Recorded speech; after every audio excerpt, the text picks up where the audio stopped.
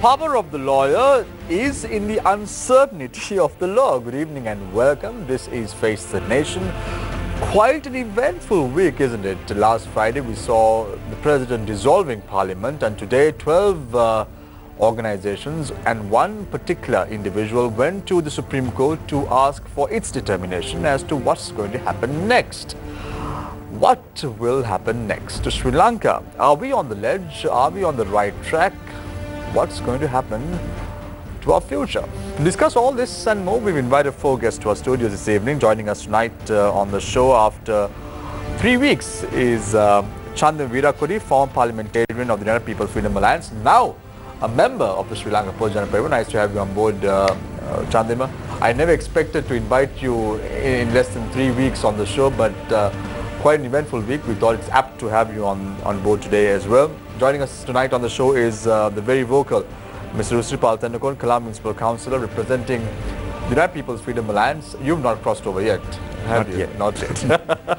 Also joining us tonight on the show is Said Ali Zahid Maulana, a former Member of Parliament representing the Sri Lanka Muslim Congress, contested on the UNP ticket. Nice to have you on board as well. Mr. Maulana also joining us tonight on the show for the very first time is Udar Ratnayaka, Western Provincial Councillor representing the United National Party.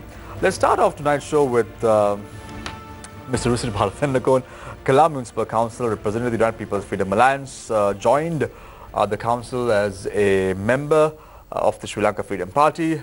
Let's start off with Mr. Thendakon. Mr. Thendakon, where are we standing right now? Were you surprised in any way when the President dissolved Parliament on the 26th of last month? He sacked the Prime Minister and appointed a new Prime Minister, and just last week. Quite unpredictable, isn't it?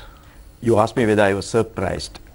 I was not, because I was watching the events that were taking place prior to the dissolution, prior to the prorogation, as well as prior to the sacking. So having watched the events that were developing, it did not come to me as any surprise when these events, one followed by the other, took place. Firstly, the removal of the Prime Minister. Secondly, the prorogation of the Parliament. Thirdly, followed, and the last event that is before us today, is the dissolution of the Parliament. So none of these things came as a surprise, because what I see is that these were the results of certain happenings in the country which should have been addressed constitutionally in some form. So my opinion, my feeling is that, well, what the President has done is to follow the events, to take the possible steps that he can take within the powers of the Constitution. And my frank opinion is he has done so. But unfortunately what has happened is, instead of following a constitutional process to react to those steps that were taken, the parties that were subject to the various constitutional powers, the steps taken by the President, they resorted to some extra parliamentary, extra constitutional steps, which sort of led to a situation that everybody feels today that there is anarchy, that there is a confusion, there is a constitutional crisis, there is a political crisis. That is what people are made to believe, and that is what is happening today. Let's say Parliament was not dissolved on Friday. Let's think hypothetically. And the Parliament did convene on the 14th of this month, and there was a floor test.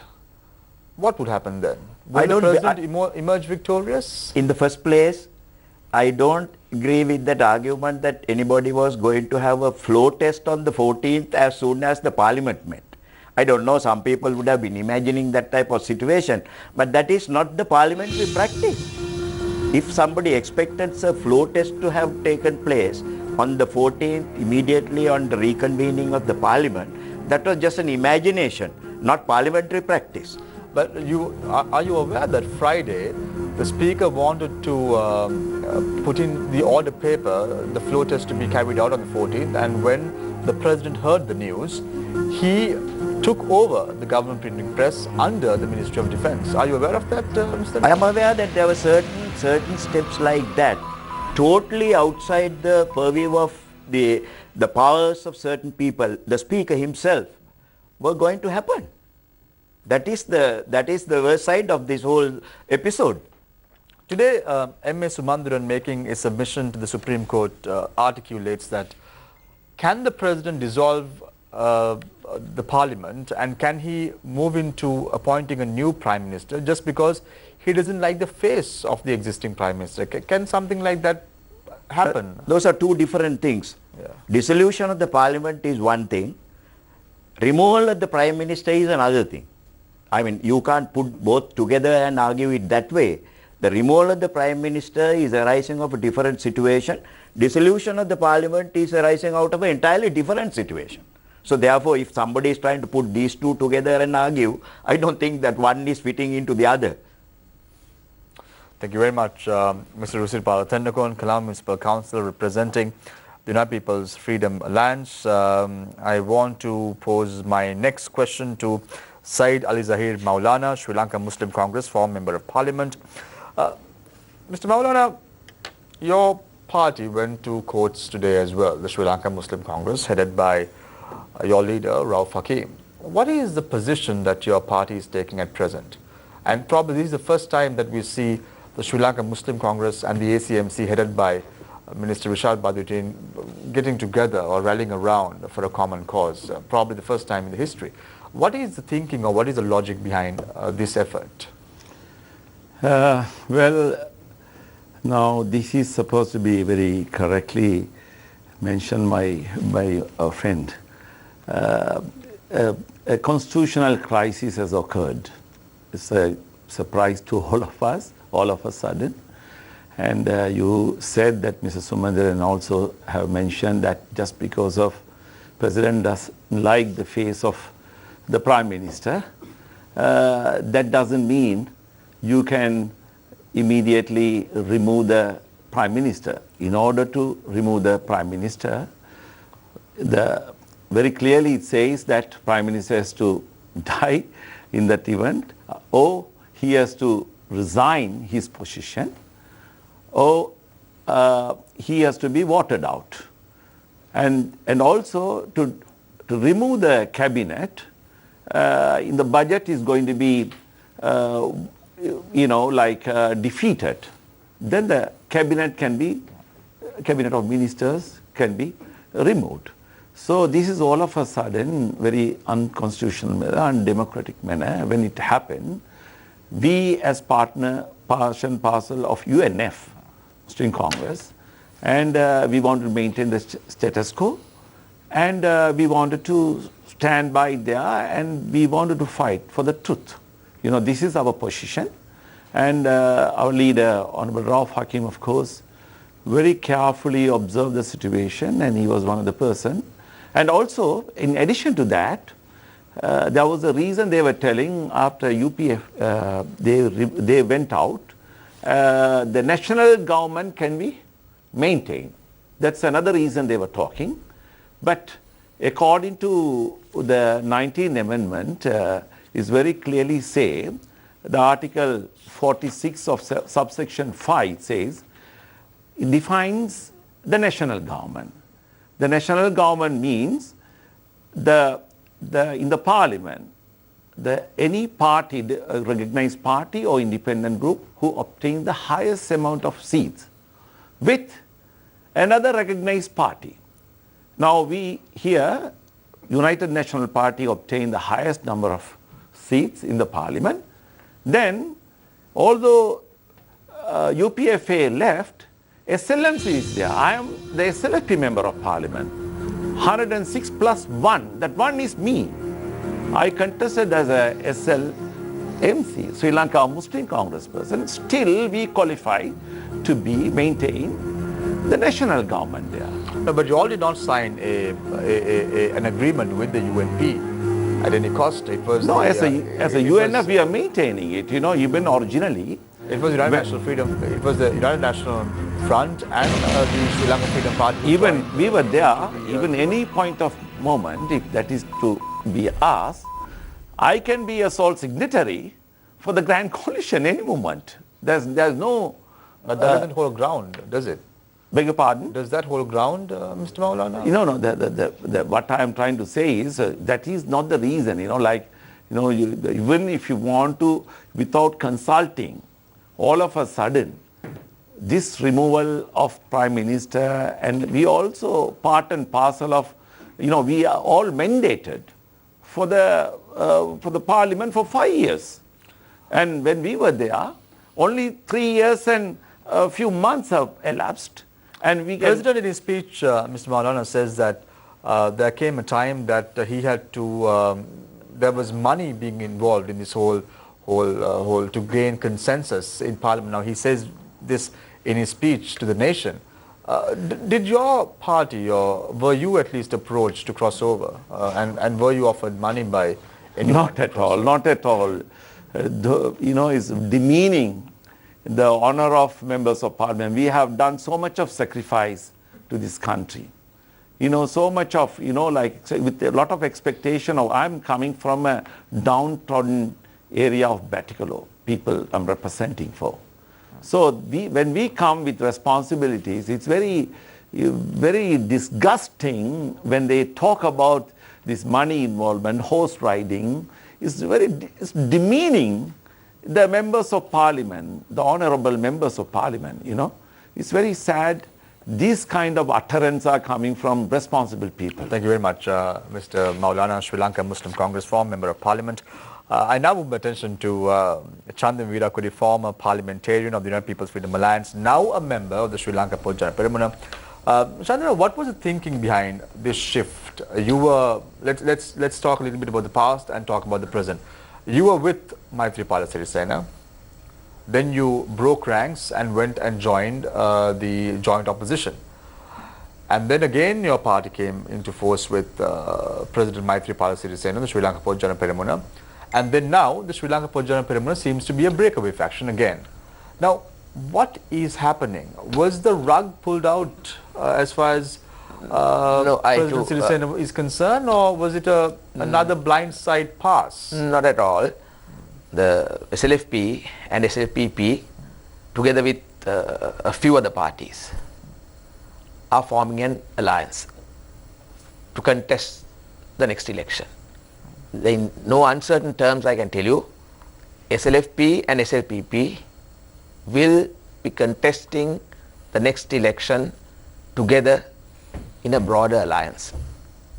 So why was the party created?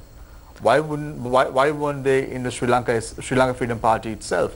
And why create a Sri Lanka Pojana Peramuna? What is important today is to get the parties, the people who love the country, who want to protect the country under one umbrella.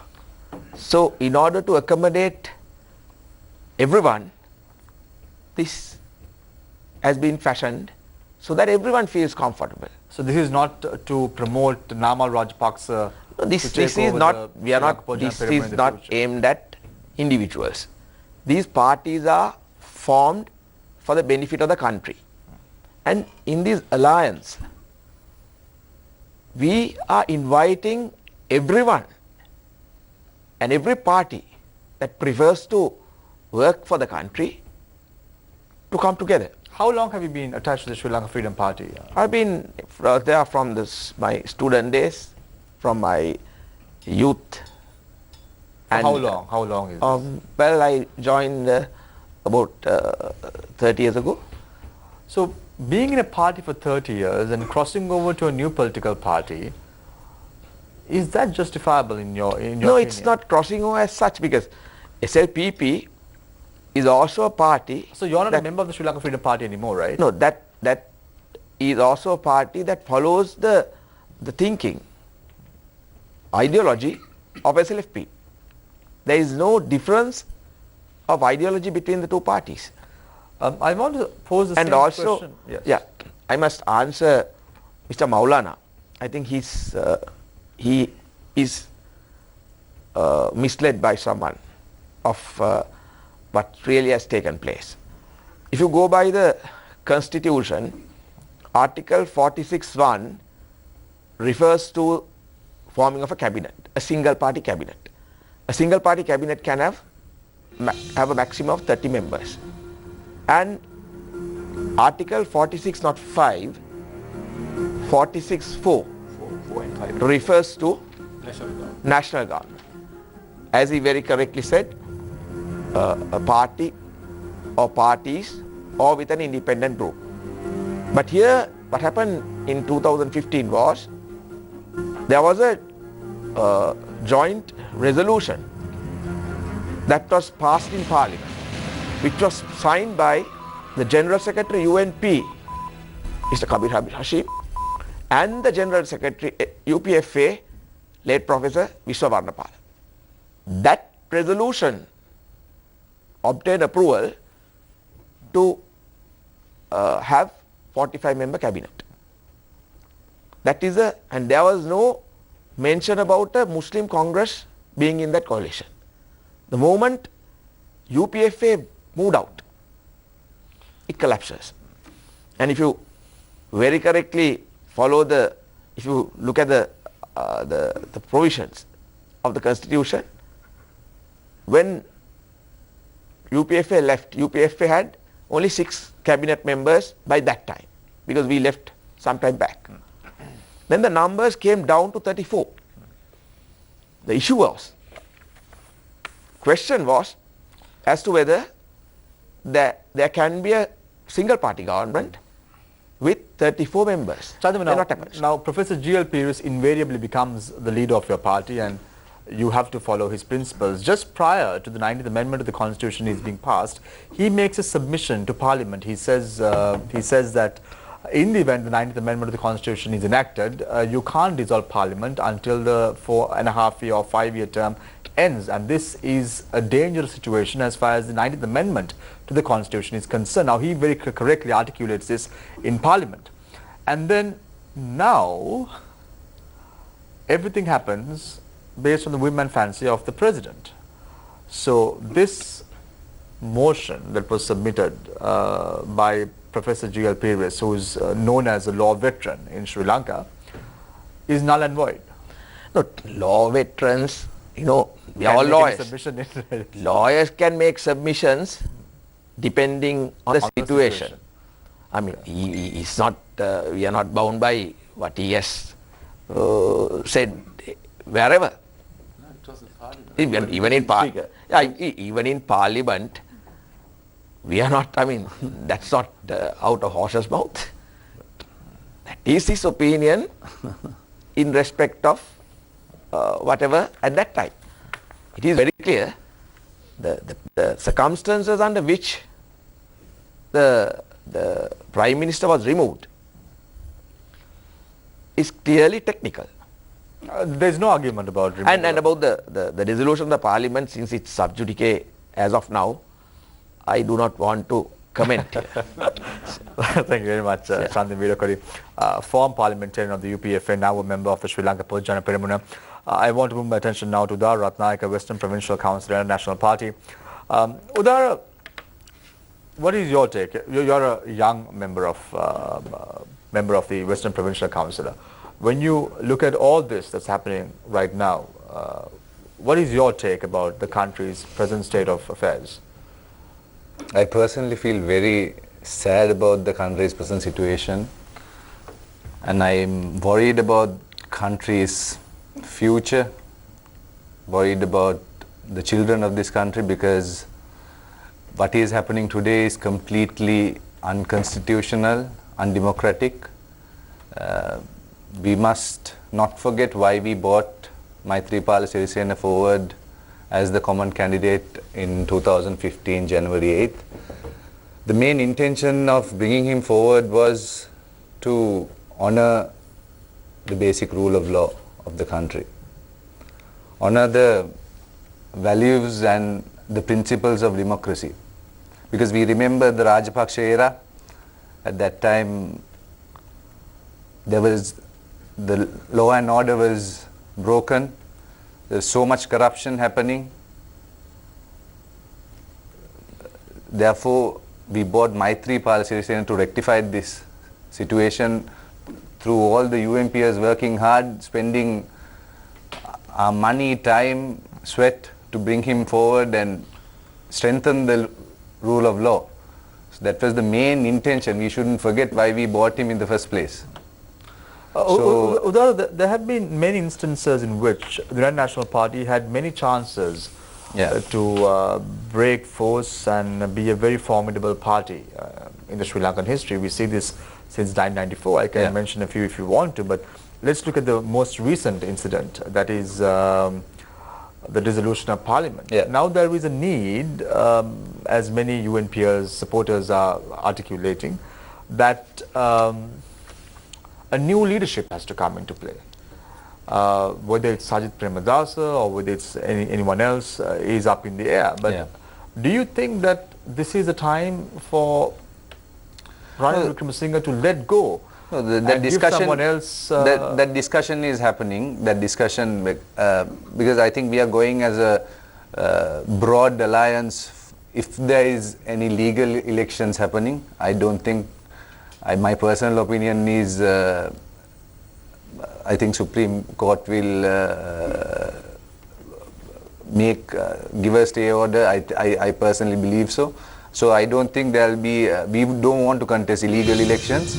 If there are illegal elections happening, we are going forward, we are strong, we can contest, we are winning, we will win.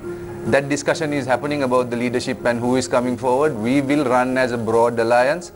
As a leadership group, they will decide who will come forward and take the party forward and the alliance forward. Because there was talk when Hirunika Premachandra was speaking in her press briefing. She says that there is discussions about Ranil as the president, Sajith as the prime minister.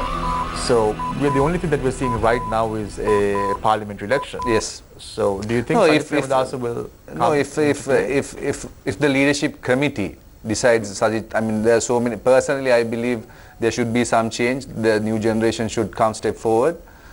So if a lot of the parliamentarians are asking for change as well, so I think the leadership will come to negotiations and we will run this election with the decision of the leadership council, who is contested. It can be Karu, it can be Honorable Ranil Wickremesinghe, it can be Sajith Premadasa, it could be anyone. That will be because our party, we believe in democracy, it will be a joint common decision that will take place, and whoever who is running for president or prime minister will be a jointly decided candidate. Do you think Ranil Wickremesinghe will contest the upcoming elections if there was an election? Do you think that he can garner the support of the UNP supporters? At the moment, because people of this country are not accepting what happened in the last 3 weeks. Our ground level has got extremely strong. They have woken up with this situation. So whoever who is, whether it's Ranil Wickremesinghe or Honorable Sajith Premadasa, it doesn't really matter because our ground, our party is strong, our grassroots are strong. They have woken up. So we can strongly face any election that is coming. Where was the grassroots on the 10th of February this year? That's why I said at this time, at this moment, because our party, our grassroots worked so hard to bring Maithripala Sirisena to the president's seat. So now do you think that the people will forget the central bank bond controversy, the central highway robbery, the Sri Lankan Airlines mismanagement? Do you think all these will be forgotten by the people in a lapse of just 3 weeks and they will vote for the UNP suddenly? This issue is far greater than any of these monetary, whether it's true or whether it happened, not happened, we don't know. But this undemocratic practice, these unconstitutional practices are far more dangerous to the society, far more dangerous to the Sri Lankans. Therefore, I think not just the UNPs, people who believes, every single citizen who believes in democracy will come forward to help the common alliance that is going to be put forward if there is legal elections happening in this country. Thank you very much. Udar Ratnayaka, Western Provincial Councillor representing the United National Party. I open the floor for questions from our journalists. On to my immediate left is Nadeem Majid. Then we have Shahin Jurampati, and on to my far left is Deshan. So So let's start off tonight's show with Deshant. Thank you, Shamir. My question is to former parliamentarian Mr. Virakodi. Yeah. Mr. Virakodi, there was a serious allegation following the appointment of former President Mahinda Rajapaksa as Prime Minister that the dissolution of Parliament was a result of not being able to find the numbers. What's your opinion on this? Well, it's not, and it's not correct as I understand. After the Prime Minister was appointed, by, as you know very correctly, the authority to appoint a Prime Minister is vested with the President, as per Article 41. Removal can be by way of a no confidence motion or by the President. When, in order to submit a no confidence motion, take up a no confidence motion, you have to submit it first to the Parliament, and that it has to stay, it has to be kept in the order book for 5 days. So I was also present that day at the party leaders meeting. What we requested was to follow the practice that has been followed in this Parliament on the day of a commencement of Parliament subsequent to a prorogation. We brought... Mr. Virakodi, just to interrupt. Yeah. This is not a question necessarily about the procedure. Yeah. The question is now, even the President addressing the nation yesterday said that he was scared there will be issues within Parliament. Yeah. It is in certainly... your opinion, so the thing is, a number of MPs representing the UPFA at the end of so many meetings that took place after the 26th of October stated that they have 120 plus. SPD Nanayaka said it. Absolutely. Even members of the then joint opposition who came into the government said it. Yeah. Is it not a bit obvious that the dissolution came because they couldn't find the numbers? No. Now, we wanted, even at the party leaders, to follow the procedures adopted in Parliament.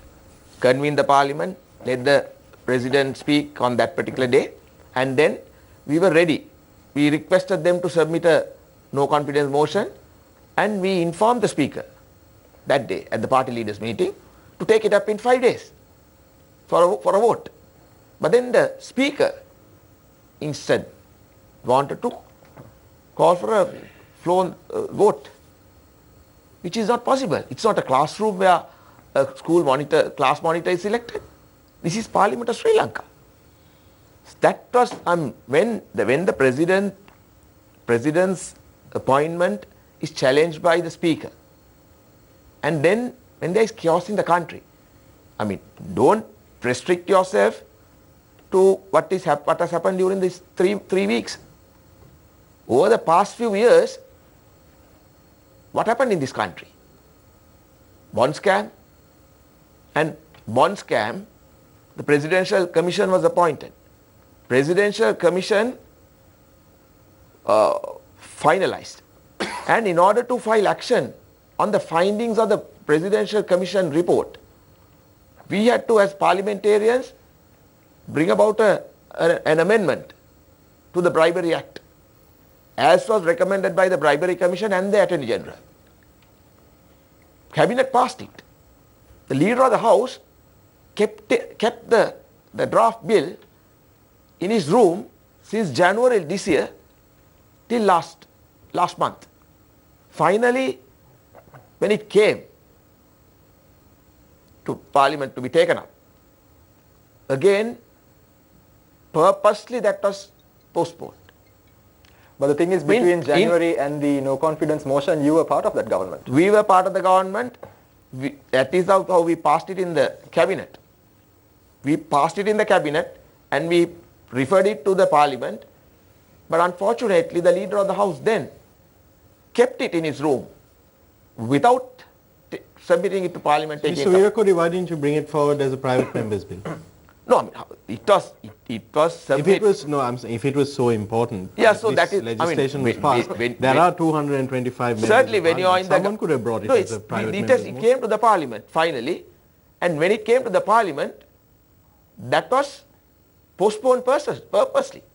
So these are reasons that ended up in this result. Mr. Virakodi, And, do you think... and do you think people, that- and also, let me conclude.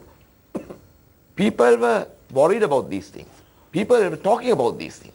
As members of parliament, people started asking these questions.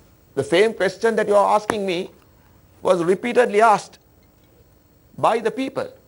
They wanted to know why we can't take action against these, the people who are involved. The cost of living was skyrocketing.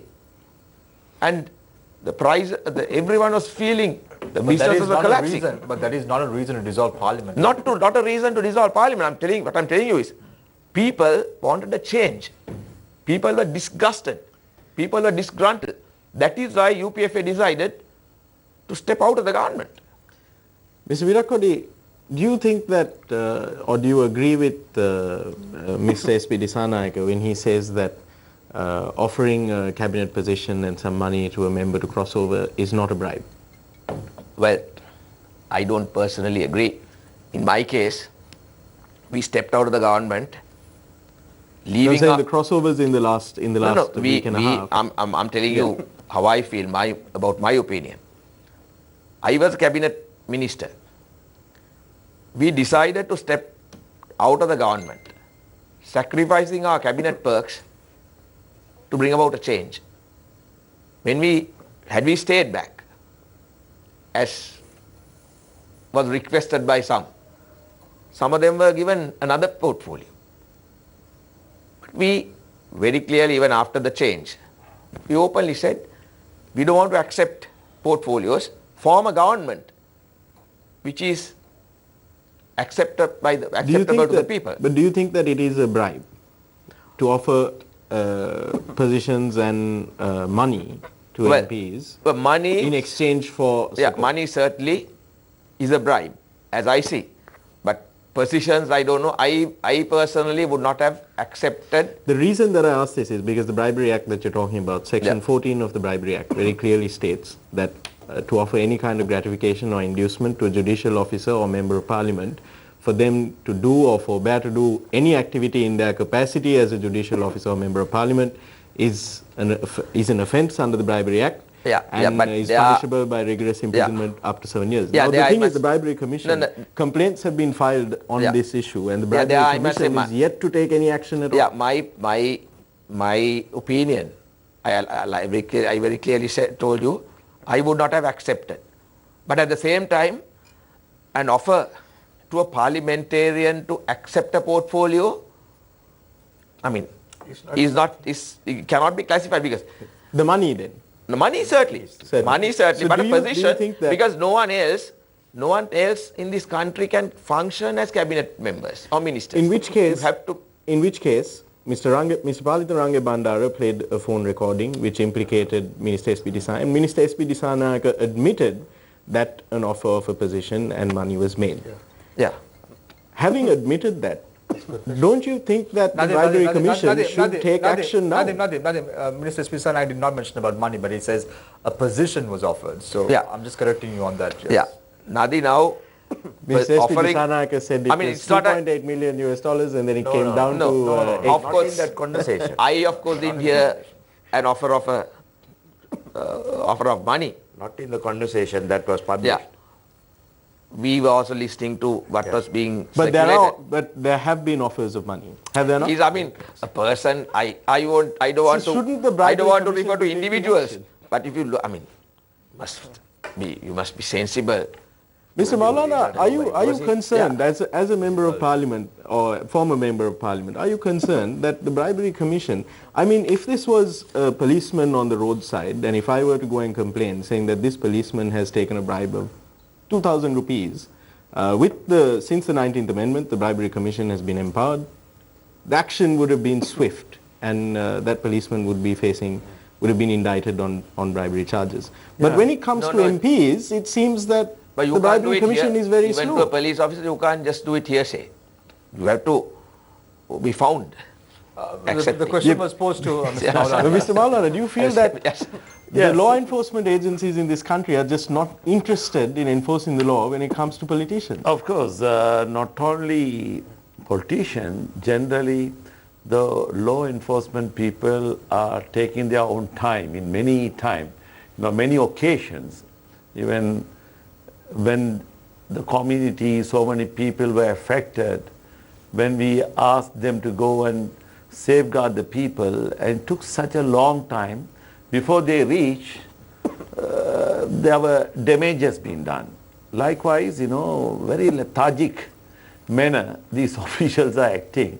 This is where, the Constitution itself, whenever we are the very person to protect, safeguard the Constitution, it is being abused at times. Even the people who have taken the oath, now we have to think about it. If the Constitution, the people are given the verdict to safeguard and make sure the Constitution is intact, but then when that is violated, Mr. Maulana, your party has also crossed over on many occasions. This is not the first time that you will see your party sticking to their guns and with the UNP, but we saw this happening in 2007 unfortunately, when your party crossed over to this time, regime at that time, based on positions and things like that. Yeah, that is of course, like right now, and at that time I was not in SLMC. Yeah. And You I were just in joined UNP, yes. lately, and there were certain people were offered positions, and they were even there to break the party.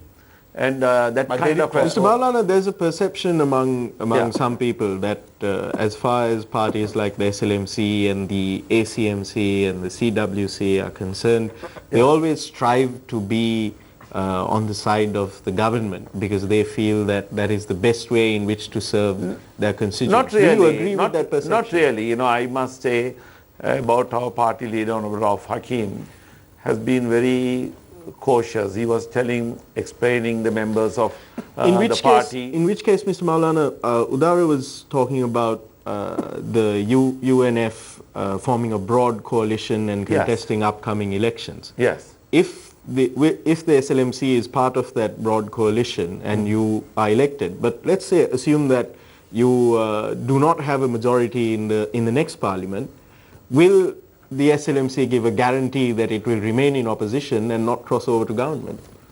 If even if that kind of a situation, we will be rather stay in the opposition. We have been in opposition many times, many occasions. So on principle... Not for long. Yeah, that depends. That depends. It depends. Every time when we stay in the opposition, our popularity has gone up. And, but we are not thinking about the next election now. We have to see, we have to leave a good legacy. I must tell you, let me finish it. Yeah, very quickly, I'll give you 20 seconds because I need to pose questions to Mr. Tendakun as well as Udara. Very quickly, I'll give you 20 seconds to wrap up. We must leave a good legacy. See the young man Udara, got into this position. Now they're all looking forward to deliver something. When we were mandated for 5 years, only 3+ months, 3 years and few months. And we have many more months to be delivered to the people. We are mandated. So this is how now even the expectation with the change of leadership, the youth, see, the SLP is de-integrated. Now SLPP is coming up. They are leaving SLP and SLPP is emerging. So there are certain the agenda of some individuals are taking place here.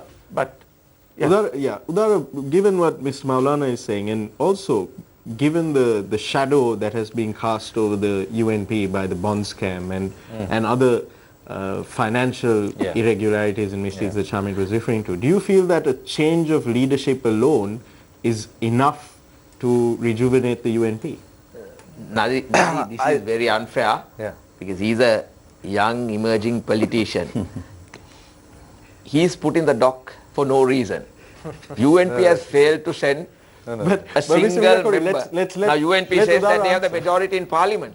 They have not been able to send a sitting parliamentarian I this have whole- to agree with you on that, but yeah, that's, I have that's to being agree very with- unfair. I mean, I have to you agree with should- Chandim on that because Yeah. we've invited several UNPers to come and sit down on this very show, and most of them have said no. So, Udara, your we opinion must that be you're thankful to expressing- you. But it's so unfortunate. Yeah, but- the party that claims to have majority in parliament can't send a member of parliament to face this. So Forum. Udara, in your opinion, how do you view this? In your personal opinion, we don't want the party leadership or anyone to criticize you for the actions you No, take. just or your because the speech. leadership change, we can't. The corruption is this country, not just politicians, from top to bottom. There is corruption. So we have to change the whole system, the attitude, strengthen the rule of law. That's why we bought in this change. That's why we bought in this change of good governance. So without strengthening the rule of law, I continuously stress on rule of law, because without strengthening the rule of law and without changing the system, just because we change the leadership, we change the top faces, it doesn't mean that we can completely. But we all thought that the rule of law was existing in Sri Lanka because you all appointed a new chief justice, everything was happening, Yeah. and your party said Yes, about corruption that has taken place during the Mahinda Rajapaksa era, but nothing was. You all were not able to prove anything. There was no ground to the arguments that you brought forward. Most of the cases that you brought forward in the court was thrown out of the window. Either it was not filed properly by the Aegis department, or it was haphazardly done. Yeah. So your party has to take certain amount of responsibility, isn't it, Udara? No, these taking action, it's a long process. It's a long process. So how long do you want the people to wait for? That is why we need to make these rules, and we have to amend these rules and regulations, and fast track these inquiries and serve justice. But the thing is, one of the high-profile cases where former Minister Johnston Fernando was alleged to have played out money, it was very publicly known, and people were looking forward to the verdict of that. But at the end of it, with the UNP-dominated national government coming in, we saw that there had been tampering with the evidence. So doesn't this mean that law and order really hasn't reformed as much as you'd like it to? I am not aware of this tampering of this evidence. Okay, Mr. No, that Ratnayake. was what was revealed in the High Court when evidence was led. I only pose a question to Mr. Tendakun. I'll get back to you in a minute. Mr. Tendakun, you were speaking about the Speaker's actions, and you criticized the Speaker's actions, but Karu Jayasuriya, the former Speaker of the Sri Lankan Parliament, issuing a statement, says, "The action of the Speaker and Parliament may not always be aligned with the wishes of the Executive. The tradition of parliamentary independence dates to at least 1641, when Speaker William Lenthall of the House of Commons shielded members of the House from being arrested by King Charles I." Now, quite a strong statement issued by Karu Jayasuriya, and then he says at the end of this letter, "For the record, I am prepared to face any consequences for these actions without hesitation."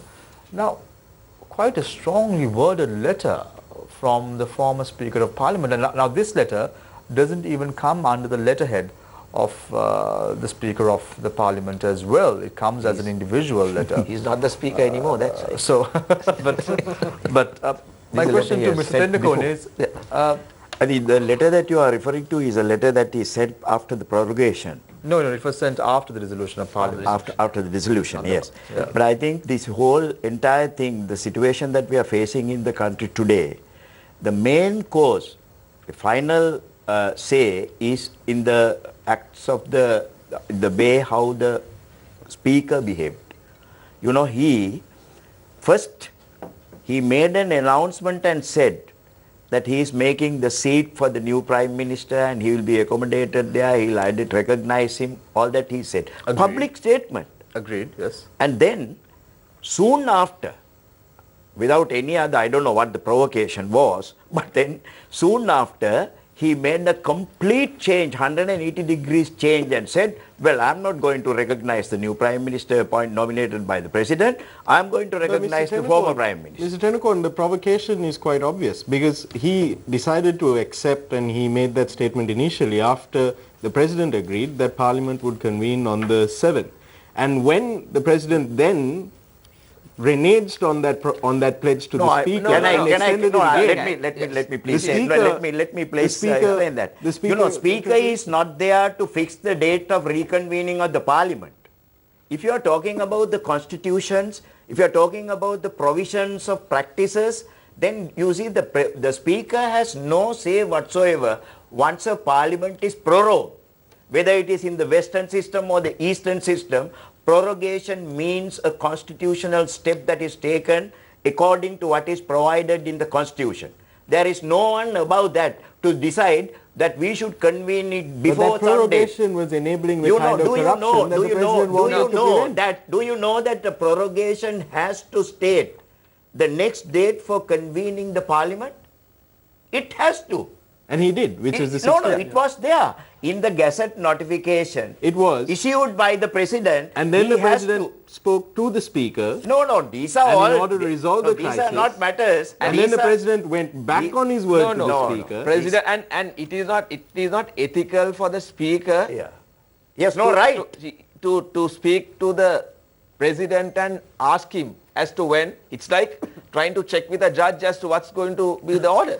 So if the president the- was so confident, What? Chandam, if the president was so confident, Yeah. why did he bring the date earlier? No, He it's- said 14th. No, no, Why? President- If the president was so confident about his decision that he made. No, he can already. There were requests Request by who? by. I mean, this issue.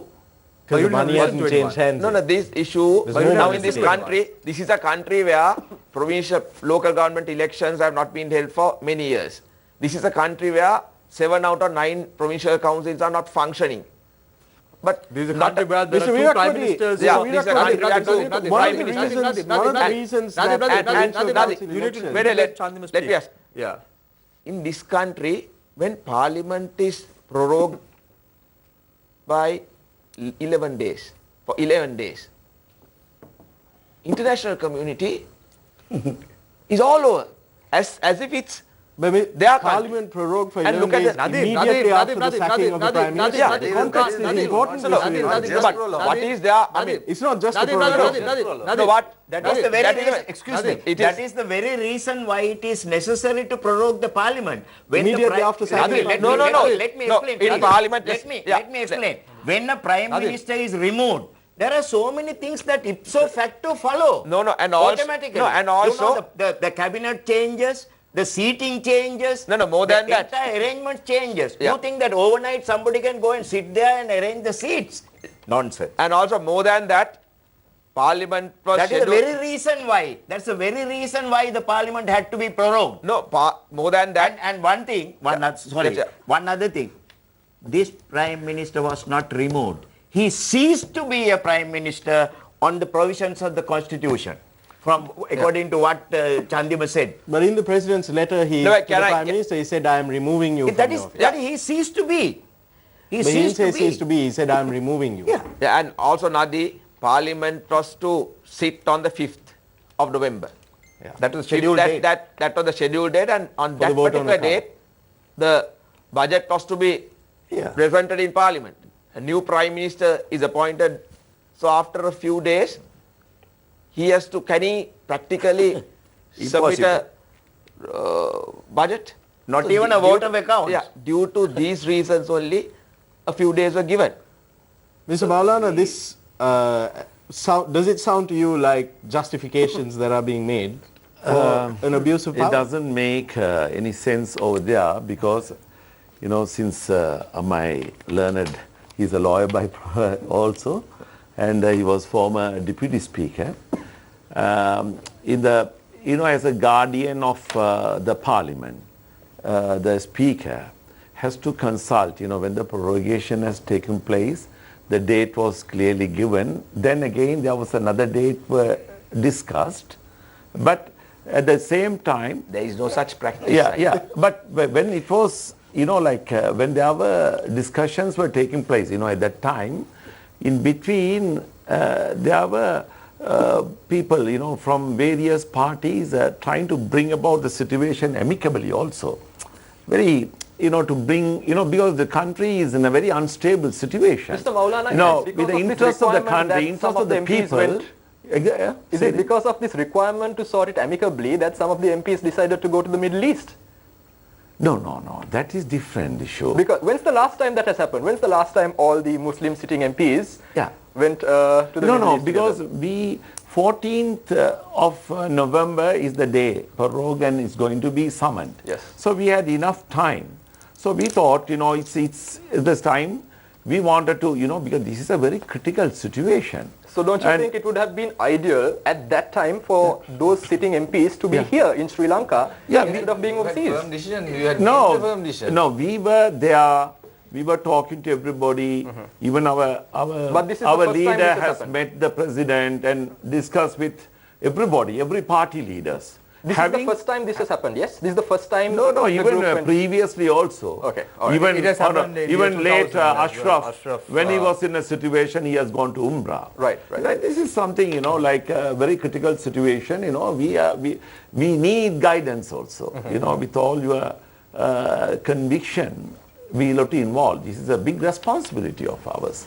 So this is one of the reasons we have to offer Umrah. Udara, is it because there is a lack of leadership and guidance that you see people like Vasantha Senanayaka crossing over to the government? Not necessarily. I think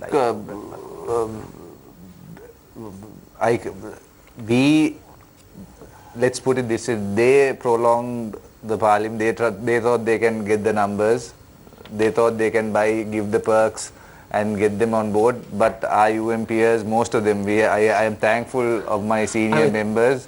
This is ridiculous. Udara is not part of this.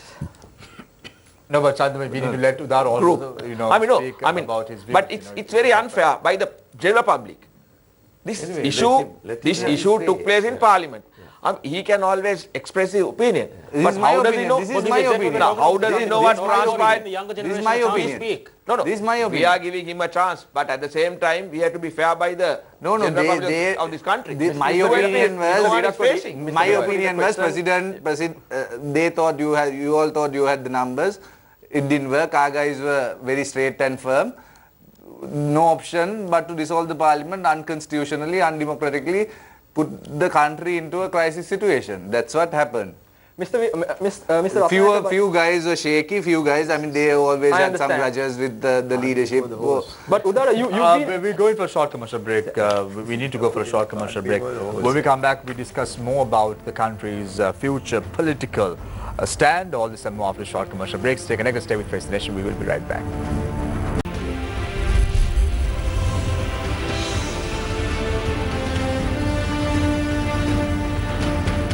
Welcome back. This is Face the Nation. We start off the third round with Udara Ratnayake, Western Provincial Councillor of the United National Party. Udara, let's say Ranil Wickremesinghe has to step down and Sajid Premadasa is the alternative for the country, representing the United National Party at the upcoming polls. If that be the case, do you think that the UNP will have a strong chance to win the upcoming general elections? Like I said earlier, situation today favors us either way. We'll have an advantage because with Sajid Premadasa coming forward as the candidate. But irrespective of that, our grassroots have got stronger. And people who believe that there is the government should act democratically, should act constitutionally, they have joined hands with us. They will come forward to support us in the general election. So irrespective of who is contesting, we'll have a very competitive edge. Do you think the president's recent actions went on the advantage of the United National Party? Of course. Because let's be honest, our grassroots was not 100% active. Today, due to President's selfish betrayal acts, our grassroots have come out. They are organizing themselves today. The recent protest we had in front of Liberty roundabout. We didn't. From my electorate is Kaduela. We had organized only about 5-6 buses, but we had a crowd for about 15. So likewise from all around the country, they have activated themselves. So But we have most a of them really who good came chance. for the protest at Liberty Roundabout wanted Sajid Premadasa No, sure. to take on the No, leadership this of the UNP. leadership issue we will internally sort it out. That has been happening Don't for the worry. last, but that has been happening Don't worry, for my many, friend. many years. That has No, been no. happening Now for it many, has many come years, to the Udaar. time. I believe that my opinion. I am saying. I believe. I'm Oh, openly that is saying. right. I'm openly saying. I mean, things have to change. Leaders have to change. The new generation has to come forward. My generation have to come forward. All. I mean, that is how. I mean, leaders will never be there forever. When you say your generation has to come forward, does that mean that individuals like Sanjeev Sen Singh has to go out and your generation has to come in? No. We all are working together. Why? He is above my generation. Thank you very much, Udara. I now move my attention to Mr. Rusiripal Tennakoon, Colombo Municipal Council representing the United People's Freedom Alliance. Mr. Tennakoon, Udara somewhat correctly mentions about all this happening to the advantage of the United National Party. President's actions, President's decision to dissolve Parliament, all that seems to be in the favor of the UNP at present. Do you think the President pulled the right string or threw the right trump? I think they must console themselves by saying something like that. But for my personal view is, we don't like the UNP to change the leader. Because if Ranil Wickremesinghe continues, I think it is more advantageous to us. We hope and pray that he will continue as the leader from the point of view of elections. No, but that's That's my personal view. That's your view. That's my personal view. The UNP may feel if the party is contemplating that he should be changed, I mean that itself shows that the party does not accept his leadership. I mean that is what it concludes logically. If the party wants a change of the leadership, that means they don't like the leader. But do you think the grassroots? but do you think the grassroots had really, got strong of the United National Party? No, the grassroots has become desperate because this is not the first time that the UNP has gone overboard. Now, when did the UNP candidate contest as the presidential candidate? Last time they could not do it. The previous time they contested and lost miserably.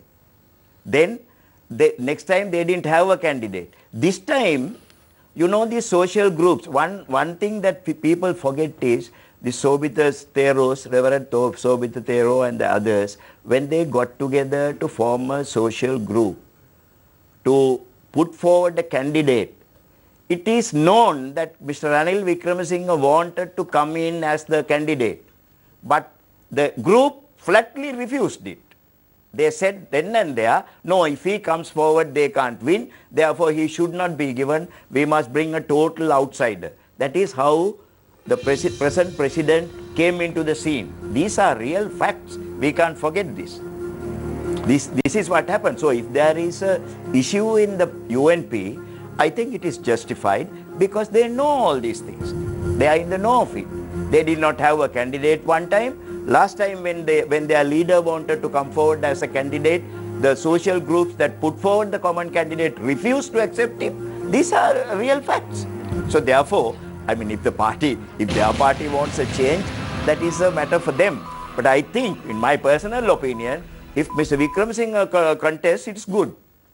Thank you very much, Rusiripal Tennakoon, Colombo Municipal Council representing the UPFA. I now move my attention to Said Ali Zahid Maulana, Sri Lanka Muslim Congress former Member of Parliament. Mr. Maulana, I have a question to you from Shamendra Ferdinando, who is an editor of the Island newspaper.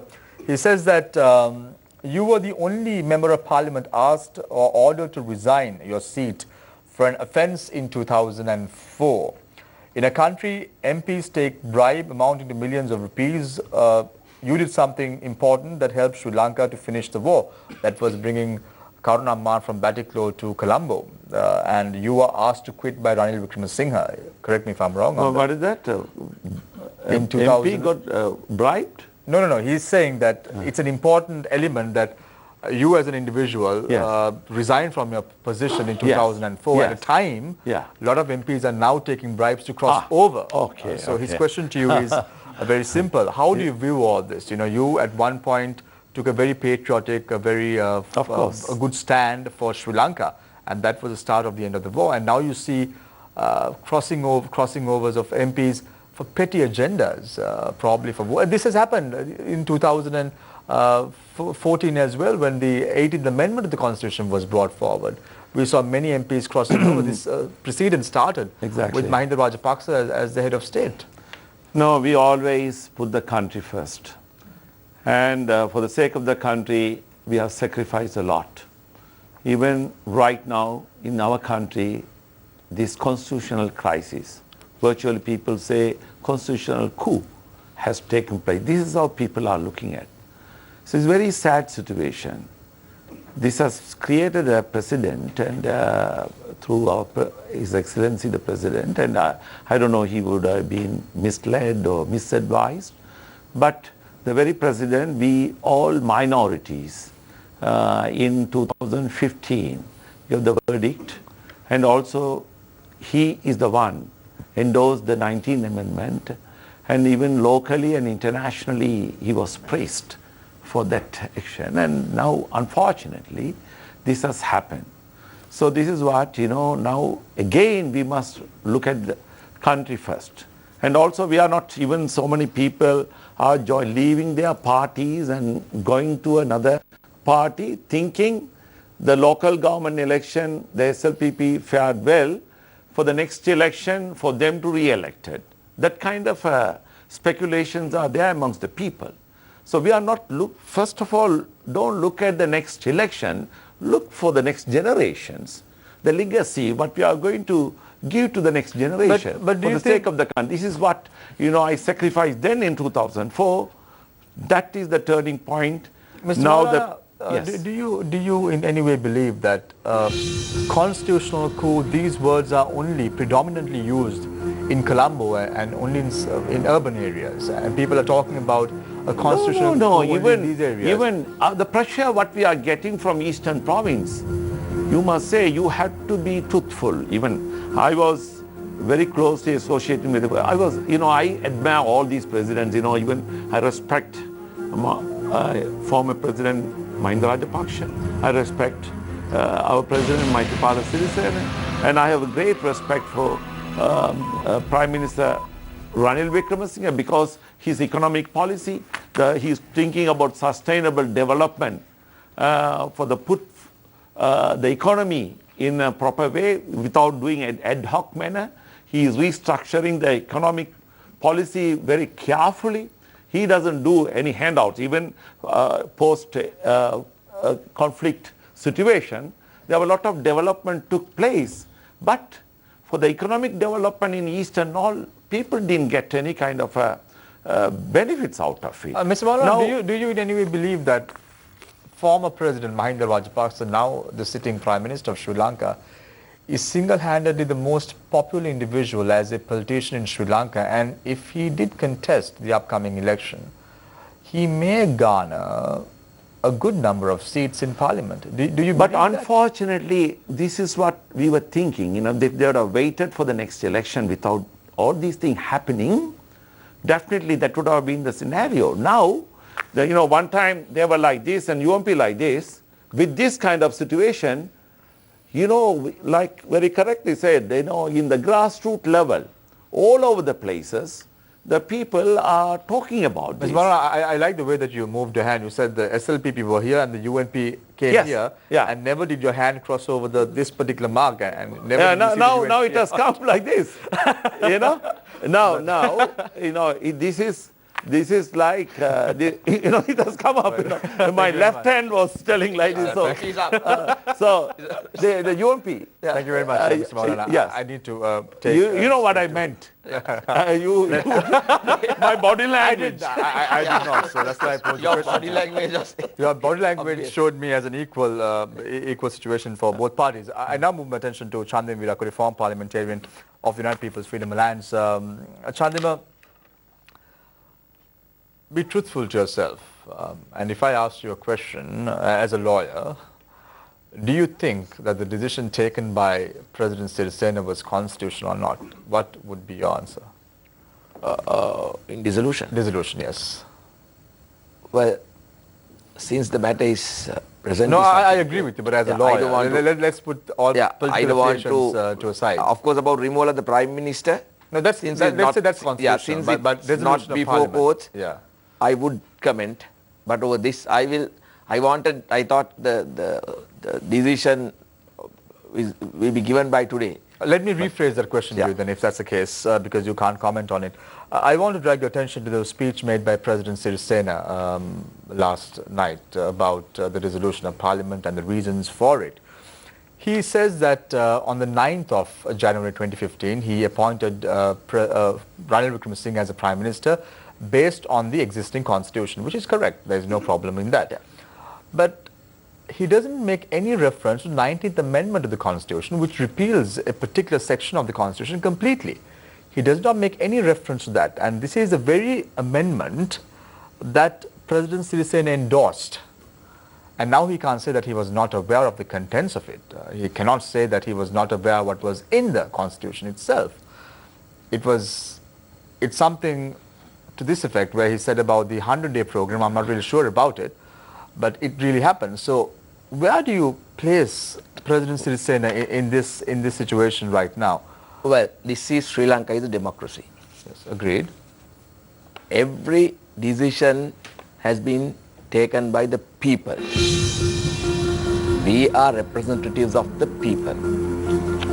Now, when there is an issue between the executive and the legislature, obviously now all of my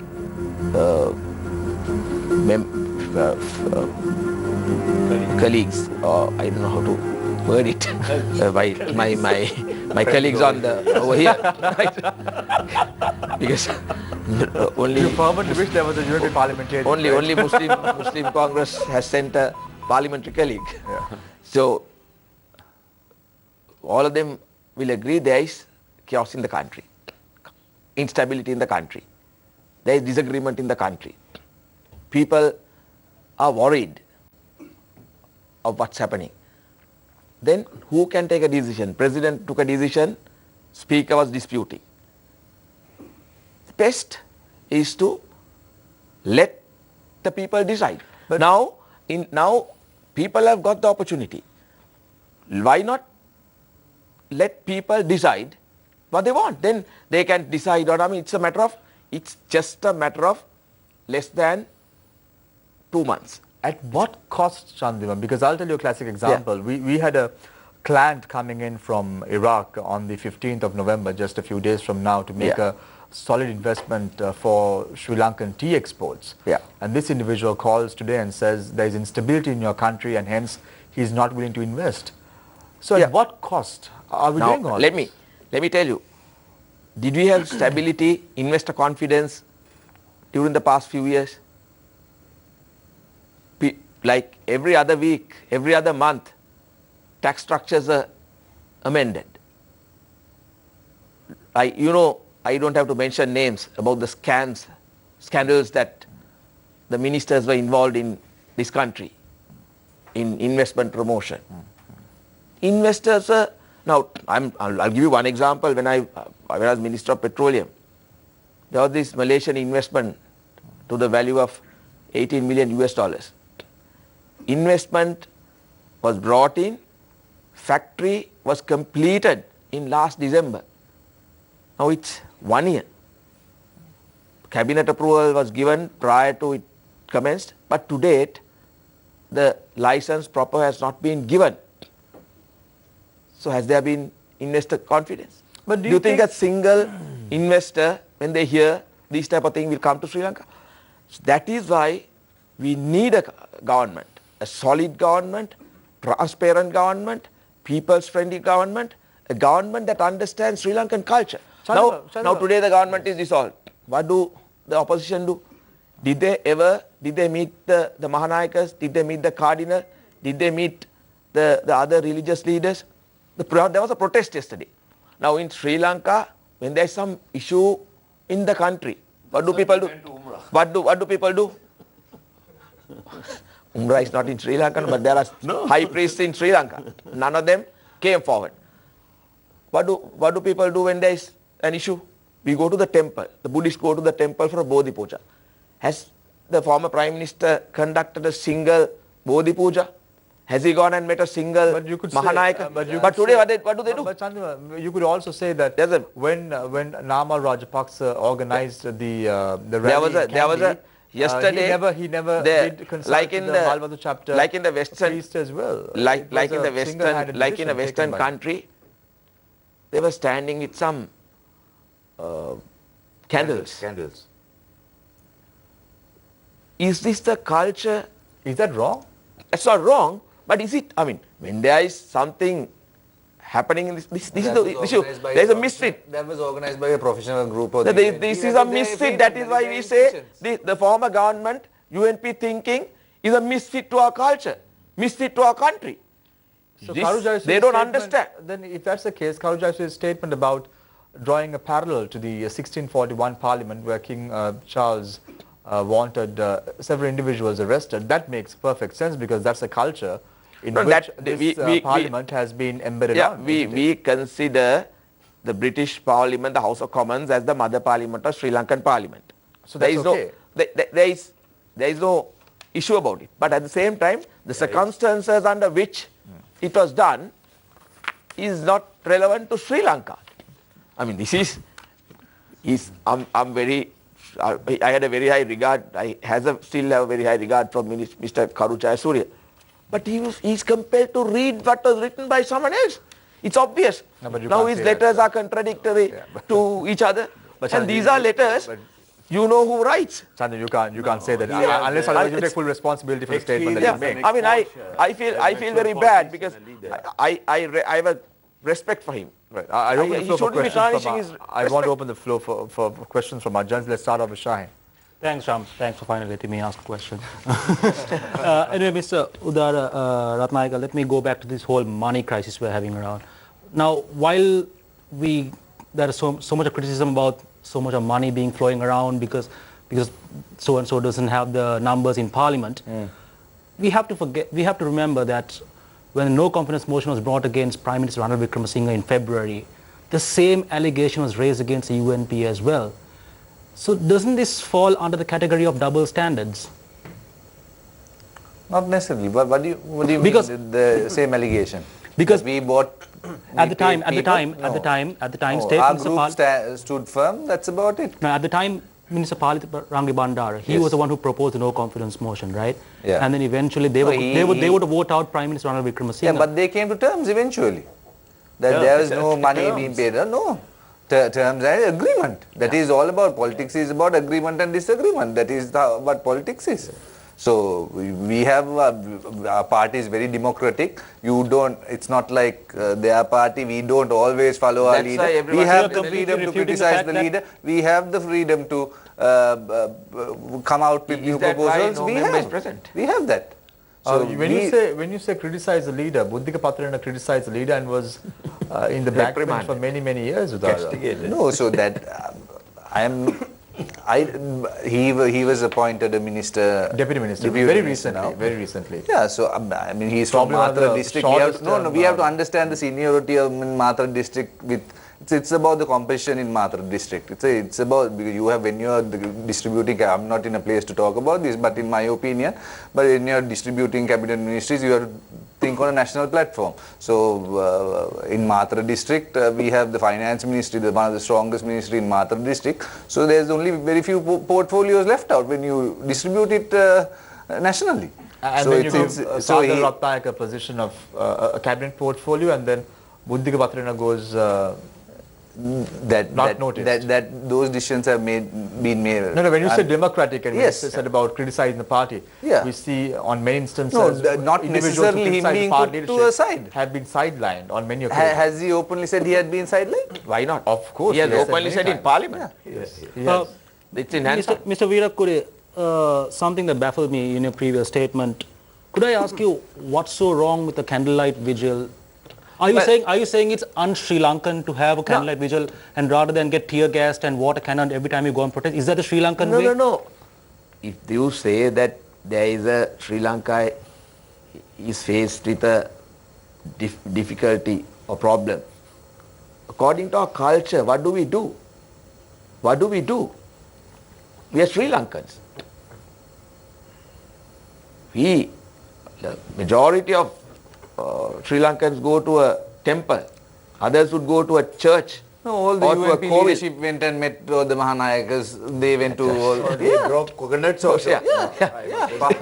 You can't say that. So that's this type of thinking is what's not fitting into the country. In Chile, they broke coconuts. But I think even the This is part Rajapaksa of government broke anti-propaganda. coconuts during the presidential Yeah, election. yes, So yes. coconut breaking is quite usual, I That's suppose. the thing. That's Yes, So breaking that's not coconuts something to is- be frowned upon. Yes. But you didn't answer my question, Mr. Veerakodi. Is it I don't know if this is a word actually. Is it unnormal to have a candlelight Absolutely. vigil? I mean, you Why? can certainly Why? you can certainly do that, but it shows, of course, it is not abnormal to a smaller segment of community. They should certainly conduct such things.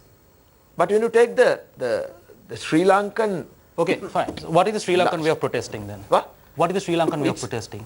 Sri Lankan, it's not a protest. They are trying to save the country. They are by that, they say the country is into difficulty. Take it out of it. Don't just That generalize one event. was their prey. But they don't do it on a wayside in Sri Lanka. Ms. Tendakon, I just want to drag your attention to the protest march that was held near the Parliament roundabout. Dr. Harsha De Silva posts a picture of a distorted national flag. In a country like Sri Lanka, is that normal? Because we know the very reason that President Rajapaksa lost the election because he lost the confidence of the minority parties. And then having a distorted national flag at an event like this. These are, I don't look at these things as major events, lighting a candle, breaking a coconut. I mean, we have bigger issues to talk about. I mean, these are all, now see the issue. Having a If distorted you- national flag? No, Mr. Tendakon. these are just, some mistakes happening somewhere. Mistakes happen. These It's a should not be- mistake. These should The not same be flag was highlighted considered like flag. I don't think same anybody flag was considered deliberately presidential brought a flag as well. distorted national flag. I don't think, unless otherwise. You could be arrested for having a distorted Unless national flag otherwise, in a country like unless, Sri Lanka. in a place, in a congregation where tens of thousands of people come, there can be a mad fellow. How do you know? Well, I when mean, you these say- are not things that we should frown upon or we must say, Mr. Tendakon, comment just on these right things. after the dissolution of Parliament, Yes. we saw President Mahinda Rajapaksa going to a temple, and on to his right was Inspector General of Police Pujit Jayasundara wearing civis, and dressed like an ordinary man. After election is announced, how can an Inspector General of Police accompany the Prime Minister of Sri Lanka in civis? Is that also a normal thing? The Prime Minister of Sri Lanka has to be given a guard, no? So why was He's IGP entitled. He's Pujit officially, Jayasundara- he's No, but- officially entitled, no? No, but why was IGP if he's the Pujit Prime Jayasundara Minister. was in civis and not in uniform? No.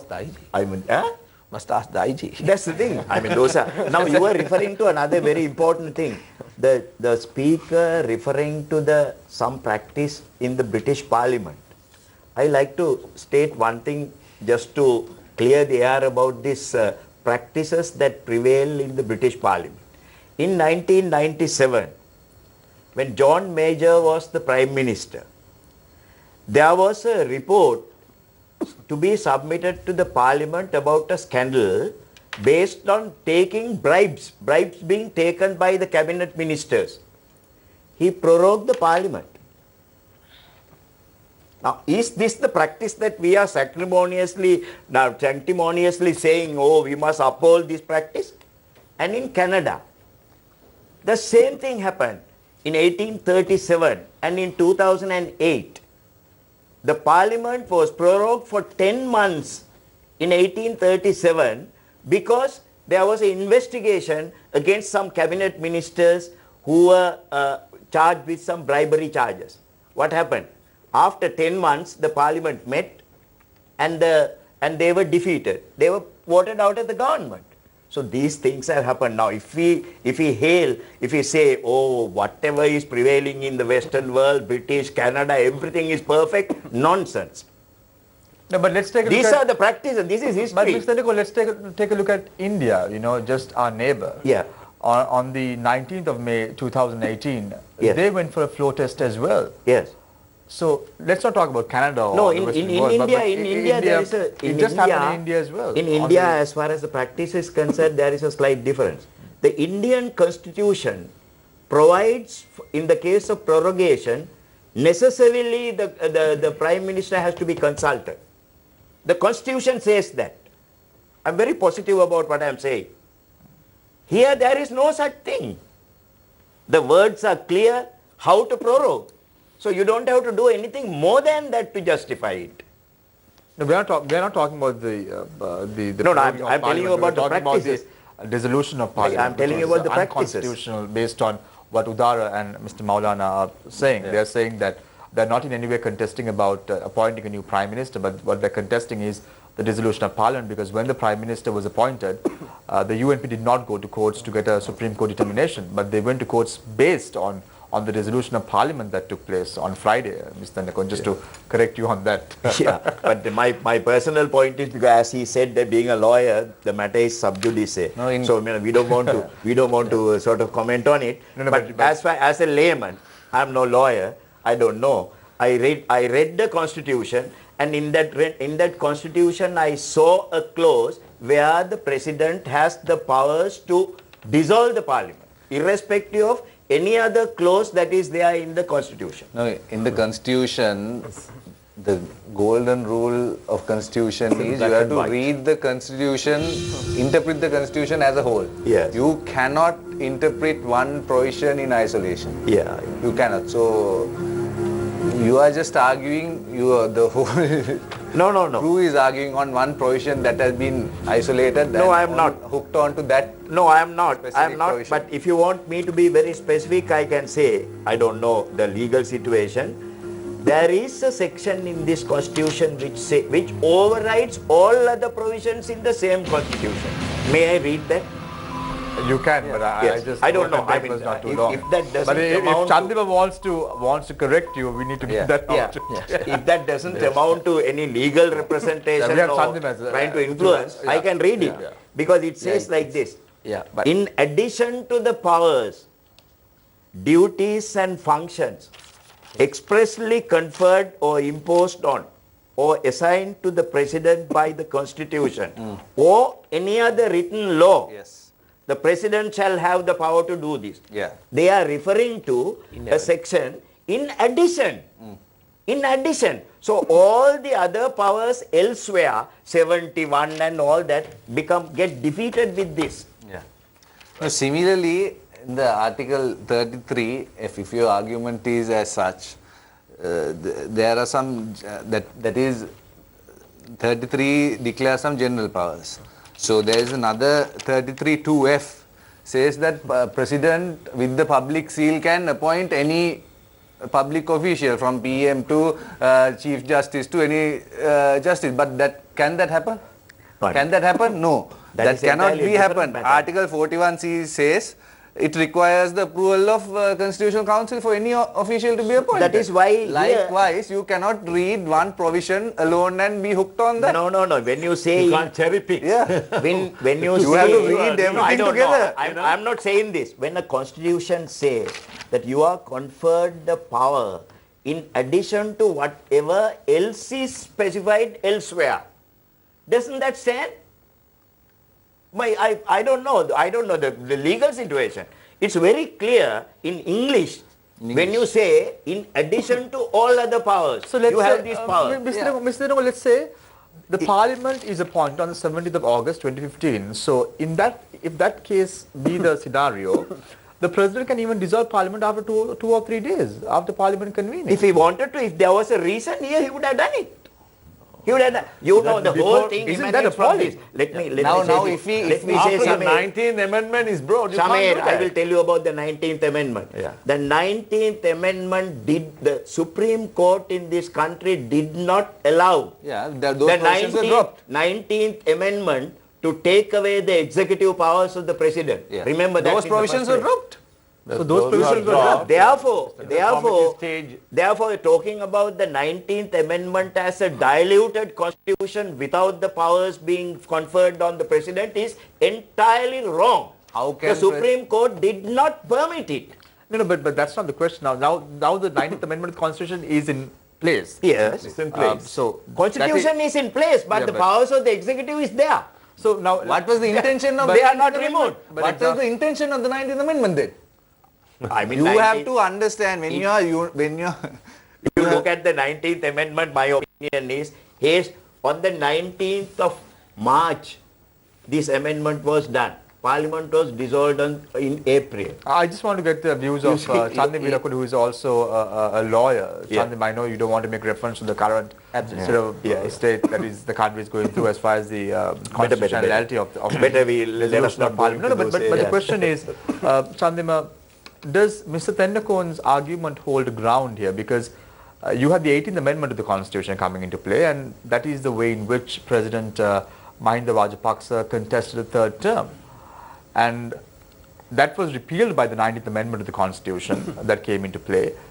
And it's very important to understand that when a constitutional amendment comes into play, the particular section of the Constitution gets repealed completely or been taken out. And that is why a constitution comes into play. Yes. An amendment comes into play, isn't it? Yes.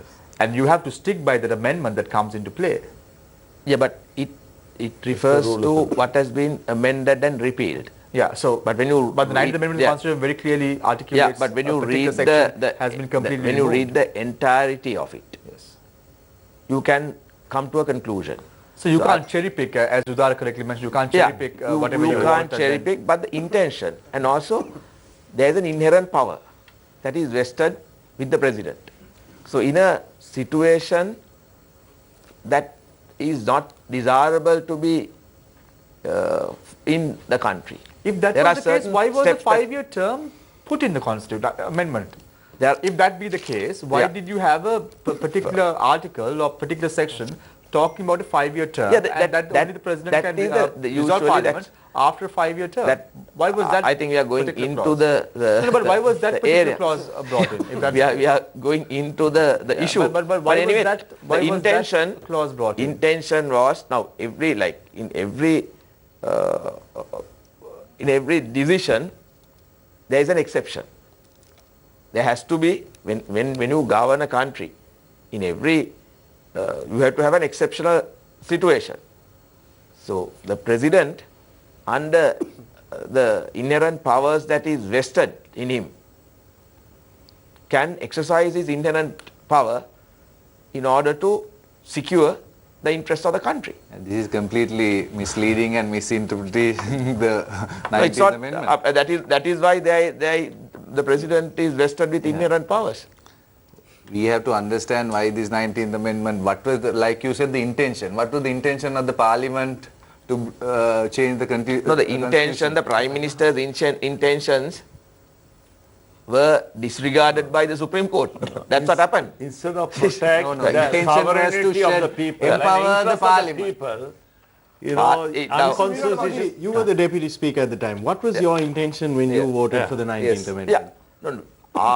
My intention very clearly, even I have openly expressed, in this country, we have to have an executive president for stability. On the very same grounds, Mr. Veerakoodi, I want to pose this question to Mr. Maulana and also Mr. Ratnayaka. Now the thing is, prior to this whole situation happening, there was a sense of inevitability among the populace that the government, the sitting government, would fail to win the next election.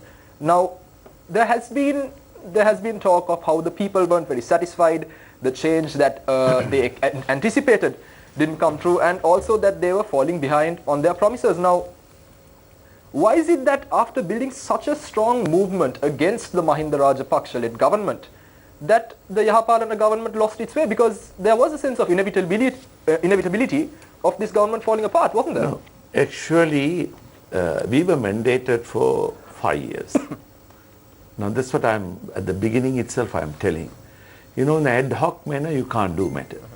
You know, very systematically, economic development laid out by Honorable Prime Minister. Even the development work, even GAMP earlier is being implemented. And even, for an example, I was 6 months ago appointed as a Deputy Minister of National Just to Integration and interrupt for a minute, in Reconciliation. February 2018, Yeah. we had the local government elections in Yes, this country. yes. And the UNP obtained 29 to 30% of the vote, the SLPP about 40%. Yeah. The Muslim Congress won 4 bodies, if I'm not mistaken. Yes. And the thing is, after that election result came, there was a consistent putting off of provincial council elections. Now, in such a situation, the average citizen can question whether the government feels that the mandate of the people has been lost. Why were these elections put off? That's what I'm asking. Was there a sense of inevitability? Is that why the elections were put off? No, That's this why there was is, an order of- Faisal Mustafa is the local government and Correct. provincial council minister. So he is he is appointed by His Excellency, the President. He is the one moved this one and postponing matters and all. In consultation with the executive president and the cabinet. Yeah, the cabinet was there. No, let me. Sorry, 1 minute, we'll come to you. So the minister is Faisal Mustafa. Yeah, but the cabinet papers were submitted by the Prime Minister. You can check. I was also No, in the that cabinet. was it's a collective decision How can led it be by collective? the president, Prime Minister. in the cabinet. How can the That's a Prime Minister collective submit decision. papers like that? So you can can't check blame the cabinet on one papers. side. It was the cabinet decision was led by His Excellency the President.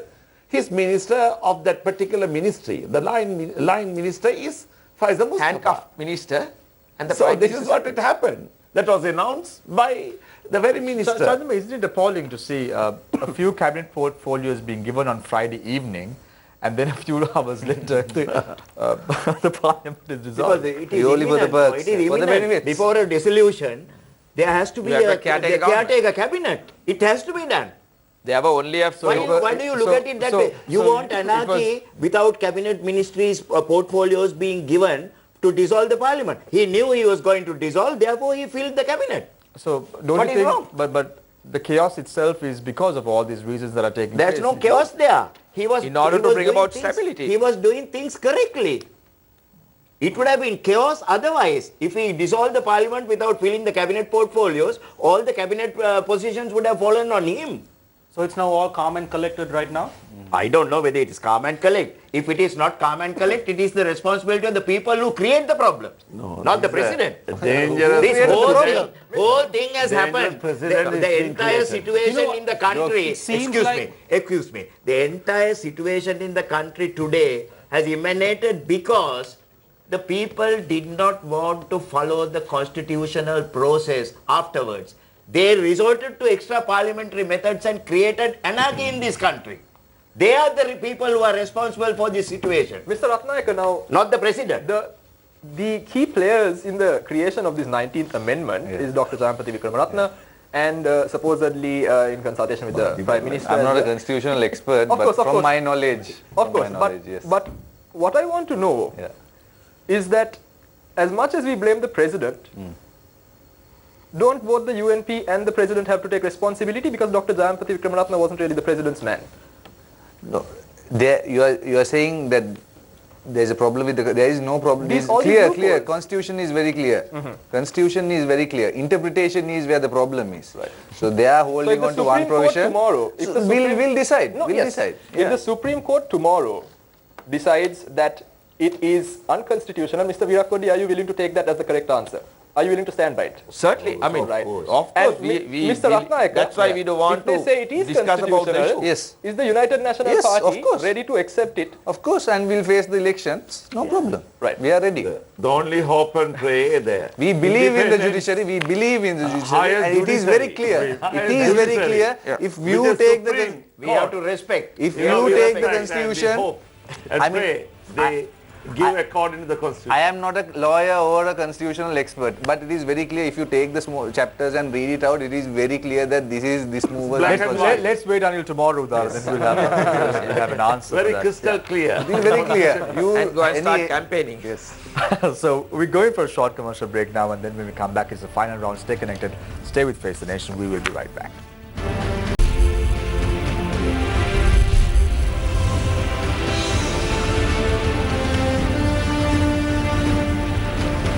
Welcome back. This is Face the Nation. Let's start off the final round with Udar Ratnayaka, Western Provincial Council of the United National Party.